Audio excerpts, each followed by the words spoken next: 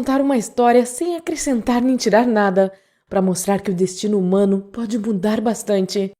Não será uma história engraçada, pois vou contar como eu traí minha melhor amiga. Mas esse é apenas um ponto de vista, pois eu vejo as coisas por um ângulo totalmente diferente. Meu nome é Tônia, e eu completei 17 anos há pouco tempo. Tudo começou aproximadamente 10 ou 11 anos atrás, eu não lembro ao certo. Eu era pequenininha e morava com os meus pais em uma casa pequena e aconchegante nos arredores de uma cidade do interior. E eu tinha só uma amiga, a Olive.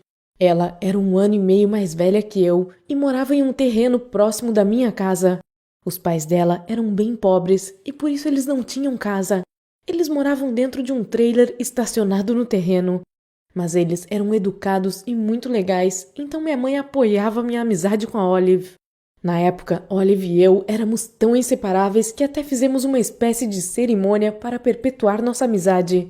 Hoje eu acho isso ridículo e bobo, mas éramos meninas e aquilo era extremamente importante pra gente. Havia uma árvore antiga perto da nossa casa e a Olive sugeriu que nós esculpíssemos a frase Olive e Tônia, eternas amigas, no tronco dela. Eu lembro que a Olive tinha pegado o canivete do pai dela e lembro também que foi um milagre a gente não ter se cortado enquanto fazia as letras. E lembro até que a gente escreveu meu nome errado.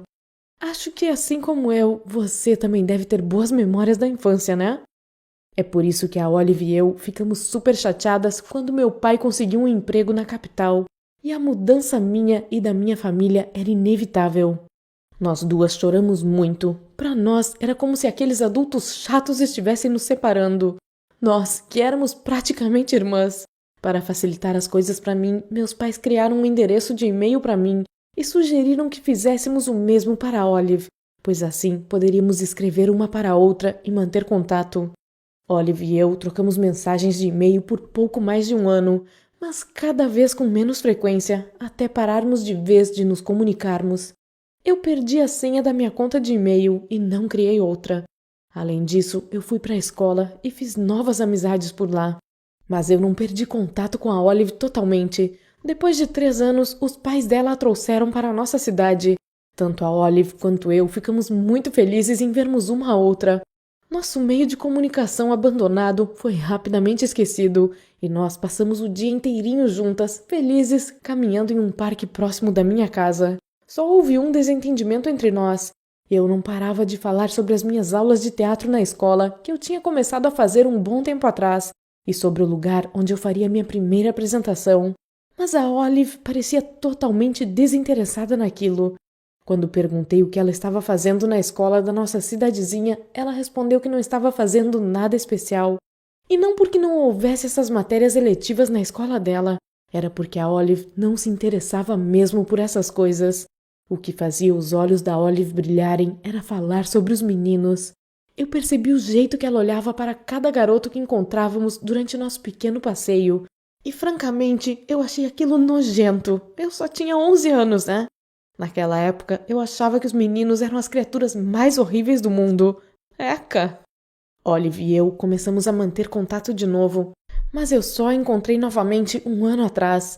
Durante quase 5 anos, nós trocamos mensagens e fotos, e na época eu não tinha percebido o quanto minha amiga tinha mudado. Veja só, quando eu escrevi para a Olive contando sobre o meu sonho de ir para a faculdade, de estudar para ser uma atriz e de conseguir um emprego nos teatros da Broadway, a resposta que eu recebi foi apenas um "Nossa, legal" e pronto. A Olive mudava de assunto na hora e contava os detalhes da conturbada vida pessoal dela para mim. No começo, eu tentei contar os namorados que ela já tinha tido, mas logo depois eu perdi a conta. E quando eu perguntei à minha amiga quais eram os planos dela para o futuro, eu recebi uma mensagem enorme dizendo que ela sonhava com um marido rico, bonitão e legal, e que não estava a fim de continuar os estudos nem de trabalhar. Mas tudo isso era tolerável antes de a Olive ter me visitado de novo. Ano passado, eu terminei com meu namorado, meu primeiro amor, e foi um período muito difícil da minha vida. A Olive veio para me apoiar, mas ela escolheu uma forma muito esquisita de fazer isso. Ela achou que eu precisava espairecer e me levou para um bairro perigoso, cheio de bares e de boates.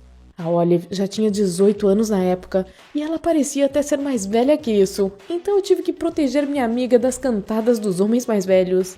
Alguns até tentaram comprar bebidas alcoólicas pra gente e não acreditaram que a Olive e eu éramos menores de idade.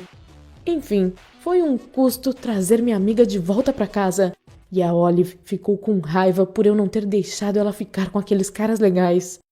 Aí eu comecei a perceber que a Olive e eu éramos pessoas totalmente diferentes. Eu tentei falar menos com ela, raramente atendia as ligações dela e não respondia os e-mails que ela mandava, esperando que ela entendesse e parasse de me incomodar. Mas não foi isso que ela fez. Em um dos e-mails, ela mandou uma foto da árvore onde tínhamos jurado amizade eterna e eu senti vergonha. Eu resolvi dar mais uma chance a Olive e veja só o que aconteceu. Em uma noite tranquila e calma, meus pais e eu fomos acordados por batidas violentas na porta. Alguém estava tocando a campainha e exigia que abríssemos a porta.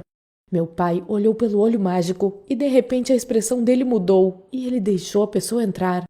Era a Olive, mas ela estava irreconhecível.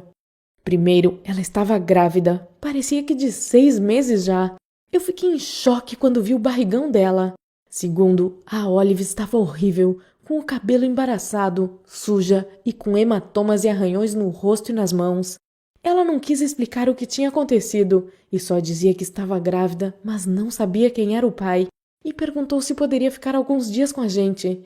Meus pais não podiam dizer não para ela, mas eu não fiquei feliz com aquela situação e o tempo mostrou que eu tinha razão. Na noite seguinte, alguns homens mal encarados, montados em motos, se aproximaram da nossa casa. Eles exigiram que a Olive saísse, mas ela se recusou. Meu pai tentou mandá-los embora, mas eles ficaram agressivos. Então, minha mãe e eu chamamos a polícia antes que aquela situação saísse do controle. Depois, eu vi que era hora de dar um basta naquilo. Eu pedi para o meu pai levar a Olive para um abrigo para mulheres em situações difíceis. Ele ficou parado por um instante, pensativo, e depois concordou.